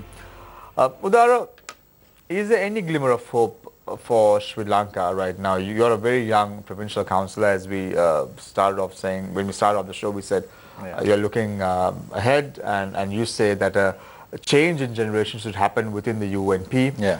And even President Maithripala Sirisena, when he was speaking at the Parliament roundabout, said that there are several individuals Ranil Wickremesinghe surrounds himself with. And you mentioned that it's important for the UNP to have a change in leadership now. So do you think that this is a chance for the UNP to reform itself? If there's any restructuring to happen, this is the time it has to happen. Your time starts now. No, UNP reforms will happen. It will happen very democratically. It will happen in conversation with all the leaders. They'll take care of that problem. Those changes will happen for the betterment of this country. I hope hope it will happen for the better. It will happen. And I think after this whole crisis situation is resolved, I think we can now. Earlier he asked me, both of us, that the people are not happy with the country of the performance of the government. Yes, because now we can clearly see when you are running a race, a few people tackling you in your same team will pull you down, push you down. So now these problems have rectified. Now we will come out very strongly and we will deliver, whether it's rectified in the Supreme Court or whether we have to face elections, legal elections. We will come out strongly and deliver to this country, because this crisis situation has created a lot of consequences, lot of consequences. Internationally, we will have to, if this continues, this undemocratic activities continues, we will have to face a lot of international problems. It could come out in, because we have to understand that we are a very dependent country, because we are not self-sufficient. Our politicians, our former governments have not made this country a self-sufficient country. Therefore, we have been very dependent, from food to medicine to from rice, fish, everything, dal we import, technology say we haven't invested so much on research. The basic necessities, we are dependent around the world. So our politicians have failed. We cannot act undemocratic and unconstitutionally, and we cannot continue in this manner. Hope we can rectify this situation soon and take this country in the correct direction. Very quickly, Udara, Yes. you speak about reforming the party and you say it will happen in its own pace. But Yes. on the 10th of February this year, the UNP suffered one of the most humiliating defeats at the local government polls. And at that time, Ranil Wickremesinghe, as the leader of the party, said that there will be a restructuring process of the United National Party. Yeah. But then you heard Ranil Wickremesinghe a few months ago saying that the new leadership will take play within the UNP in the year 2030. So now you're requesting for a change in leadership. I'm trying to figure out, is it 2030 that is being Don't targeted? worry about this leadership matter. This has been coming out again and again. We will rectify it on our own. We will do it. It will happen. Do not have any concerns. It will happen. Let them Things take their will own change. We'll sort our problems out. So we are on track. We are on right track. So I think the country will also fall in right track soon after we rectify this whole crisis situation, which was created by the President. Thank you very much, Udar Ratnaik, Western Provincial Councillor of the United National Party. I now move my attention to Risiripala Thendakon, Kalam Municipal Councillor representing the United People's Freedom Alliance. Ms. Thendakon, on this very show, you've not been a big fan of Prime Minister Mahinda Rajapaksa. We have to be brutally honest. You've come on this very show and criticized his actions. You've come on this very show and said that if we were under his leadership, the country would have been will not have a democratic framework or a pathway. And on this very show today, you seem to have changed your stand. I'm trying to figure out, is this the same Mr. Thendakon that I'm seeing, that I saw a few years ago talking about the bond scam and being very vociferous about the previous regime's misdeeds and all that and more? I'm trying to really figure out where you stand now. Your time starts now. I think, Shamir, you are quite correct when you say that I was talking about the bond scam. I was talking about the bad things happening under the Yahapalana government. But I don't remember myself talking things about the other government, previous government. If you are trying to put words into my mouth, that's a different thing. I can tell you a classic example, but you can continue. I'll tell you. I'll give you an example in a minute or so. Maybe there have been occasions, but what I was confining was I was confining to the current united the Yahapalana government, which has gone off the track. This is what we have been doing. We were pointing out things that where they have gone off the track. They are continuing to do so. They are not keeping to their promises. This is what we were concentrating on. I think most of the time that we spent here in this show, elsewhere, in our channel, I mean, we were always confining ourselves to, myself particularly, we were confining to the wrong track followed by this government. That is where we concentrated mostly. Not to talk about the past. We left the past to be dealt with by the present people in the current government to deal with it legally and in the proper way. They have not done that even. So this is the future that you envisage for Sri Lanka. Pardon Is me? this the future that you envisage for Sri Lanka right now? Two prime ministers. There are no two dissolved prime parliament. ministers. There is only one prime minister today. One is trying to show that he is still the prime minister. That is the whole problem that we have today. We have a constitution. The president is empowered to appoint a prime minister. He has done so, and instead of standing against that or proving it otherwise constitutionally, UNP has gone to the streets and gone to the roads and then started a big fuss. The whole world is looking at us. This entire anarchy situation is created by the UNP. It is as if they were left with no alternative to fight that. If it is, say, the steps taken by the president was unconstitutional, say, is this the way to tackle it? Is the parliament closed forever? Isn't the parliament going to meet?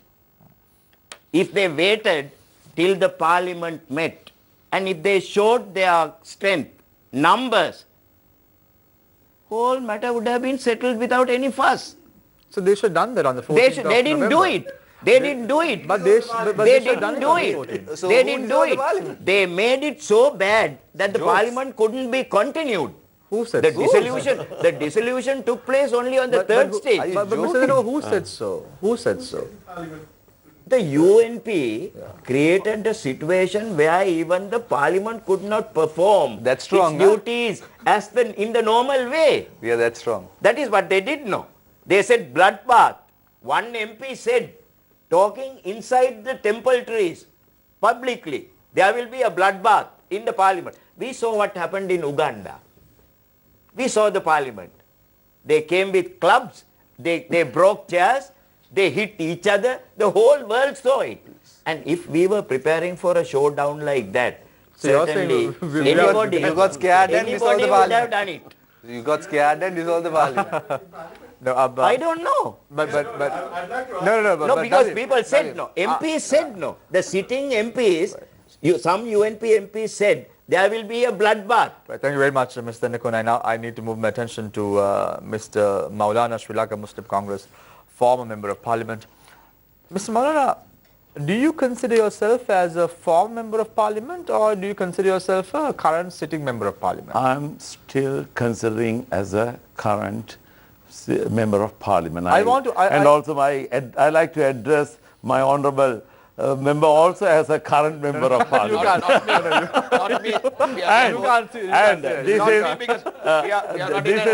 This is despotic, undemocratic, unconstitutional action of President has to be put on hold. Mr. Maulana, Otherwise it's going to be, do you think, now I don't think Mr. Tendakon can speak on behalf of the Parliament, but you possibly can.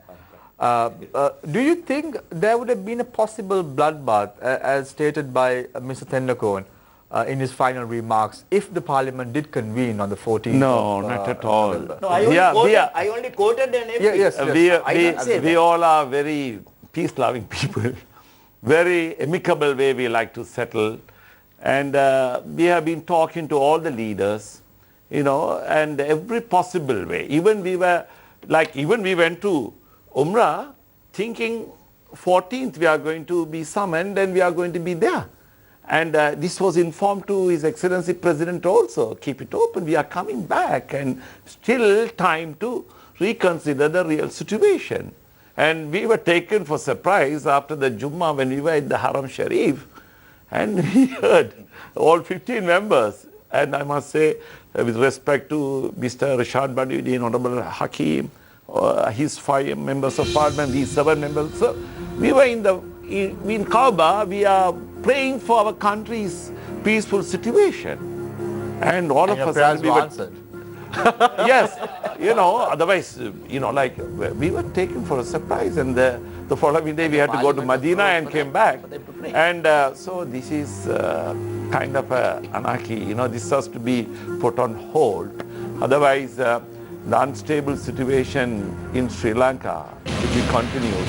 So in order to restore the democracy of our country, we had to somehow or other say, we hope and pray tomorrow we will get a very good verdict from the highest judiciary, the Supreme Court. And it's very crystal clear that the Constitution is. So we are looking forward for that. Thank you very much. Praying still. Thank you very much, Mr. Maulana, Sri Lanka Muslim Congress, former member of parliament. I now move my attention to Mr. Chandra Virakudi, also former member of parliament of the United People's Freedom Alliance. We need to maintain the status quo until the court itself announces its verdict, Mr. Maulana. Unfortunately, I now move my attention to Mr. Chandra Virakudi, former parliamentarian of the UPFA, now a member of the Sri Lanka Pojana Peramuna. Chandra, under which party would you be contesting the upcoming election? Well, we are forming an alliance. Is it the UPFA or is it some other political party? We haven't decided as yet, but it will be a party of which SLPP, SLFP, Communist Party, Sama Samaja Party, MEP, could be Muslim Congress, various other parties are The flag is not members of it. the flag is not included us. The flag is not included us. So was the green President- and yellow is not there. Was President Maithripala Sirisena in Well, any way unfortunately. aware of your crossover to the SLPP?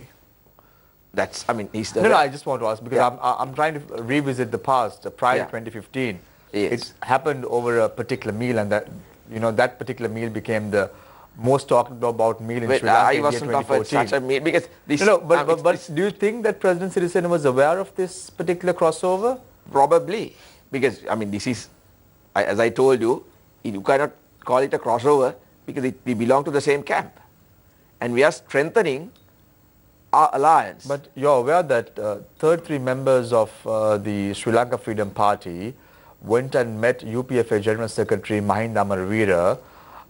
23. Oh yes, 23. Went and met Mahinda Amaravira about this particular crossover, and it was Ranjit Singh Balapitiya who came at the last minute and said, "Don't worry, everything will be fine when the two party leaders meet." You're aware of this, and President No, Sirisena was not aware or privy to the information about the SLPP, and you're joining the Sri Lanka. I'm hearing it for the first time. You're hearing this for the first time. I'm so glad, Chandra, sometimes, journalists are more aware than the politicians. Absolutely, yes.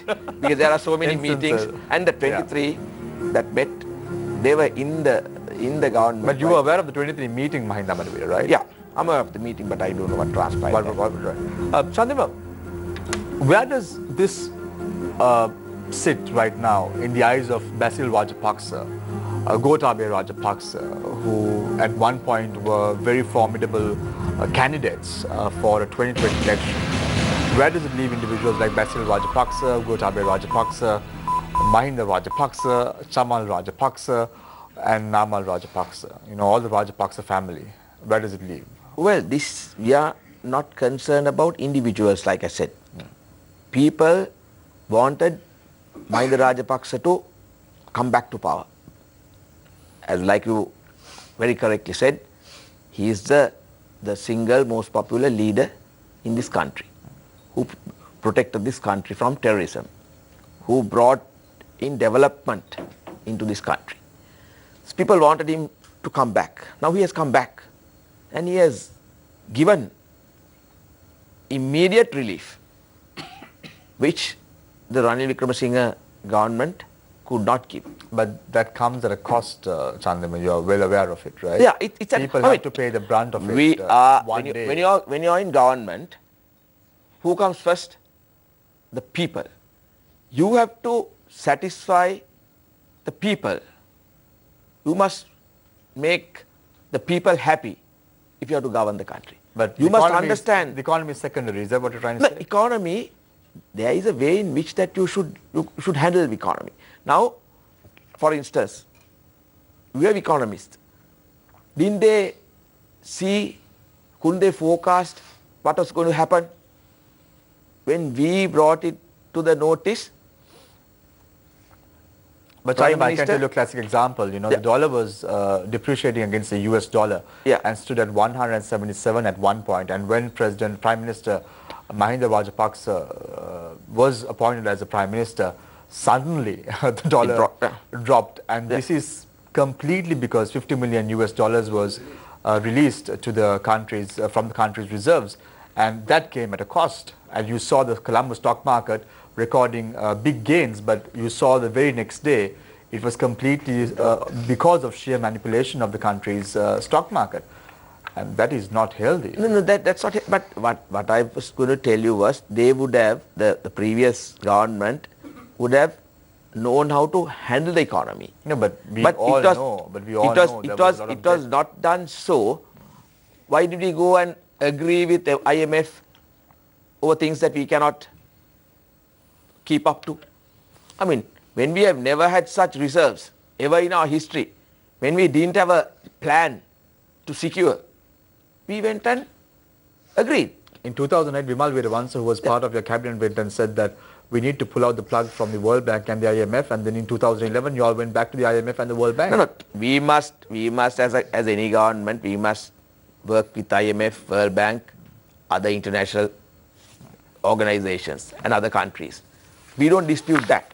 But at the same time, we must realize that this is Sri Lanka.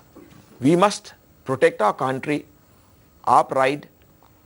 We must work according to the satisfaction, work according to the requirements of our people and towards fulfilling of the expectation of people. So that is what was forgotten by the previous government. Thank you very much, Chandan Veerakuri, former parliamentarian of the UPFA. Thank you very much for joining us this evening on the show. It's always a pleasure to have you on board. I hope and pray that I won't have you again until No, the next time is time. probably announced. Yeah. And next time you will hope and pray that there is a UNP sitting parliamentarian Absolutely. or a former parliamentarian. Yeah. Because no point in us coming when the main culprit is not there in the dock. Anyway, I don't want to make any reference to a culprit or not, but I must agree with Chandima. We've tried to have several UNP parliamentarians on the show for the last 3 to 4 weeks, but none of them have said yes, unfortunately, for best reasons known to them and the leadership of the political party in question. Thank you very much, Mr. Risipal And the issue will not be resolved as it appears. So according to Udara, they will have hope once their issues are resolved. Thank you very much. So we will, it gives an assurance that we will win. It gives an assurance that we will win, This is the supposing problem. there's an election. Misinterpretation, Thank you very much. Thank you very much. manipulation. This is the usual practice that Thank they you are very much, used to. Chandra, for joining us this evening. It's always a pleasure to have you on board. I must tell you that. Thank you very much, Mr. Risipal Tennakoon, once a civil rights activist, now a member of a political party. He was SLFP a long time ago as an organizer as well. So back to his roots once again. Thank you very much, Mr. Tennakoon, for joining us this evening on the show. And thank you very much, Ali Zahir Maulana, Sri Lanka Muslim Congress, former member of parliament. Let's wait and see what happens tomorrow, whether it's good news or bad news, or is Sri Lankan For the sake of the country. on the ledge. So let's wait and see until tomorrow. Thank you very much, Zara Ratnaika, a Western Provincial Councillor and United National Party UNP member of the Western Provincial Council. Thank you very much for joining us this evening on the show. It's always a pleasure to have some young blood on the show as well to speak about the country's future and what are the expectations that individuals like him have for the nation. Thank you very much, Deshan. Thank you very much, Shine. Thank you very much, Nadine, for joining us this evening on the show. Just a few more hours from now, and we will probably have a verdict at least tomorrow in terms of the dissolution of Parliament. I want to leave you tonight with a quote, as I always do. Trust the wait, embrace the uncertainty, enjoy the beauty of becoming. When nothing is certain, anything is possible. Take care and good night.